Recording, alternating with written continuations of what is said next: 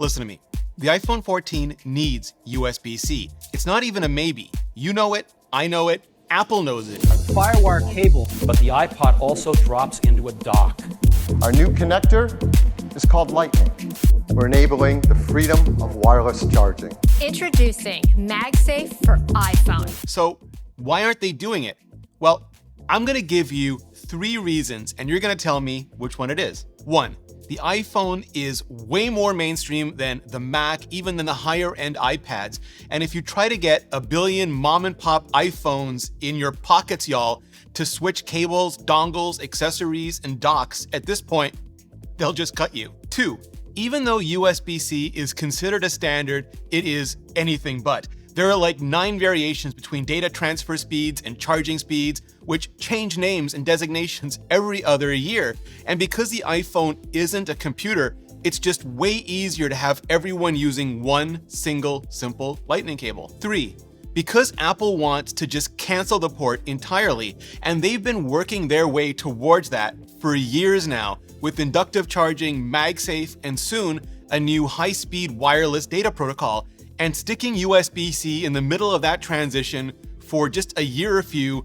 makes absolutely the kind of sense that doesn't. Okay, time's up, pencils down. Which one is it? Yeah, it's all of them. But it honestly does not matter. The 5% of nerds who make up 95% of the noise on Twitter and YouTube, we've been screaming for USB-C for years now, so we won't have to carry or keep all these multiple types of cables with us so damn always, especially after the Mac started going USB-C in 2015 and the iPad in 2018. But for the 95% of people who make up 5% of Twitter and YouTube, it really doesn't matter. Do you know why Apple shipped Lightning to USB-A cables for so long, even after the Macs went USB-C, and they were catching snark from every tech reporter and reviewer who forgot they had a family? Because the vast majority of people buying iPhones were still using PCs, and those still had USB-A ports for almost ever. Do you know why Apple finally switched from Lightning with USB-A to Lightning with USB-C on the back end? At pretty much the same time, they stopped including a charger in the box, even though almost every existing iPhone charger was USB-A, because everyone already had a Lightning to USB-A cable, and Apple wanted to give everyone buying a new, faster USB-C charger the cable that would go with it. So yes, absolutely. Even a decade after Lightning and 7 years of USB-C, all of this is still a balancing act, a platform management tightrope walk between us very vocal nerds and everyone terrified their wired CarPlay cable life is going to be just ripped away from them. And it's not even about MFI or the made for iPhone licensing fees on Lightning either. If it was, Apple would have just stuck with Lightning on the iPad and increased its transfer speeds over the years. MiFi fees are chump change, literal chump change for Apple. They would make way more money offering rainbow logo t-shirts on apple.com. MiFi was never about money. It has always been about the one thing that Apple values even more than money, and that's control. Because the alternative is just the wild, wild wasteland that is USB-C, where people like me get so beyond frustrated with all the different non-standard standards, all the different data transfer speeds and power delivery, that we just buy the most expensive Thunderbolt 4 cables for everything, so we never have to worry, we never have to think about it ever again. I mean, it is that or go full-on Riddler at a certain point anyway. And I know what all of you have been screaming at the screen for the last half minute or more. It doesn't matter, because the EU just voted 43-2 in favor of a directive that would force USB-C on every sufficiently sized mobile device anyway. They're marketing it as being all about the environment, even though it would trash a metric crap ton of existing connectors, but the EU never met a good intention they couldn't badly implement. So Apple will either have to offer both Lightning and USB-C on the iPhone, which makes no sense, switch to USB-C, or, you guessed it, cancel the port like a podcast disinformer and go full-on inductive. Because while the EU wants to regulate inductive charging as well, MagSafe is based on and backwards compatible with the Qi standard. So Apple's like golden delicious there already. Just add data transfer, stir, don't shake, because James Bond is a monster and they're good, they're done. And maybe that's okay. Maybe that's great for the base model iPhones, the non-pros. Maybe it's even better. Maybe it removes another point of potential mechanical failure from the phone, one that would allow for even better water resistance, maybe even swim-proofing. Throw in some computational underwater photography and video modes and make sure everyone has easy access to wireless adapters for their lightning-based CarPlay, and then just ship it. But why the base models? Doesn't that sound like a premium feature?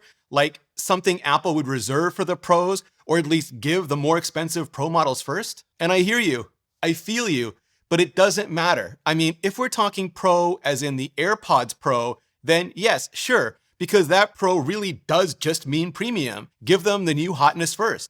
Who cares? But if we're talking Pro as in Mac Pro, as in ProRes, then no.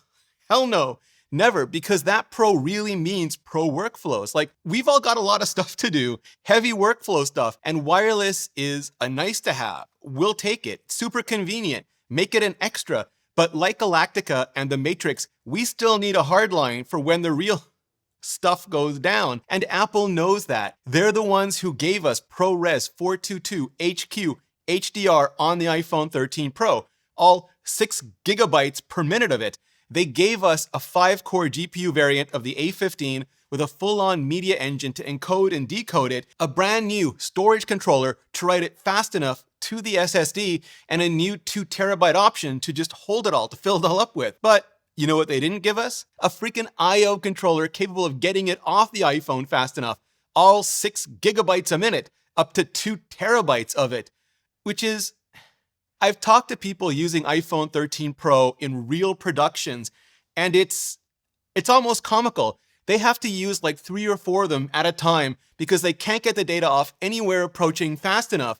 All they can do is treat them like film cartridges, fill them up, then toss them at a PA, a production assistant, who begins the long, dark download process while they grab a fresh iPhone to basically reload and continue shooting with. It's silly. And if the rumor reports are at all accurate, and we're getting a 48 megapixel sensor on the iPhone 14 Pro, and that comes with 8K video, it's only going to get sillier. And that part really does matter, because $1,000, or more realistically, $2,000 for a fully maxed iPhone Pro sounds like a lot for a phone, but it is nothing for a pro camera. Those start at $4 or $5 grand for like a good Canon or Sony, and go up from there. Even the most expensive iPhone is still really cheap for pro level production, because they're not toys, they're tools. And can you imagine the look on my face, on any pro's face, if we got a new pro camera and found out the only way we could get our video off of it was through Wi-Fi or through 2012 era USB 2.0 speed, like an animal. I am hugely sympathetic to the existing entrenched Lightning customer base. I love that Apple thinks deeply about this stuff and how it affects the mainstream and not just us super vocal nerds. I totally get it's way, way easier to advocate for things that I don't have all the user data for, and I'm not personally in charge of implementing, shipping, and supporting. But I also know that sometimes there is a disconnect. Sometimes focus becomes tunnel vision. And at a certain point, the higher end iPhones went from being pro like AirPods Pro to pro like ProRes, like Pro Workflows Team Pro. And I honestly, sincerely believe that Apple knows that now too. They know that it matters, and they have to step up and deliver the I/O to go with the ridiculously fast capture and storage capabilities they've already added. They have to see this pro production pipeline to its logical, inevitable endpoint. Hell, I'm not even using USB or SD for these videos anymore anyway. I haven't for years. I'm using Thunderbolt and CF Express. It's the only thing fast enough. And you can see my whole entire camera setup, along with my mic and sound setup and my lighting setup, all in my exclusive studio tour series on Nebula. All ad-free, sponsor-free, just like the extended versions of all of my interviews, including with Apple executives and many others, and my originals on the impact of the iPhone on your favorite creators and their lives, and just a whole lot more, all on Nebula. That's where I have the absolute luxury of making videos, the ones that you all ask me for, but that I don't have to worry about optimizing for this channel. Videos that I know the nerdiest, most dedicated and hardcore of you will totally love.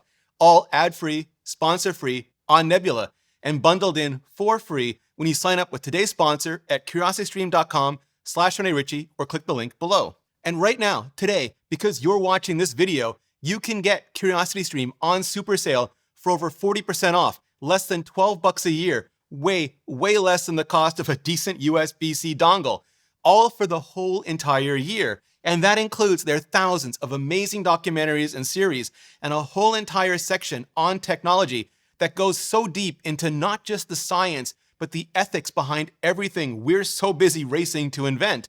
It is the absolute best way to support educational creators directly, and just the best damn deal in streaming today. For over 40% off CuriosityStream, less than $15 a year, and Nebula bundled in for free. Just click the button on the screen or go to curiositystream.com/Rene Ritchie. Clicking on that button really helps out this channel, and so it is hitting up the playlist above for way more hyper-detailed, zero BS videos on the iPhone 14 and everything coming next. Just hit up that playlist, and I'll see you in the next video.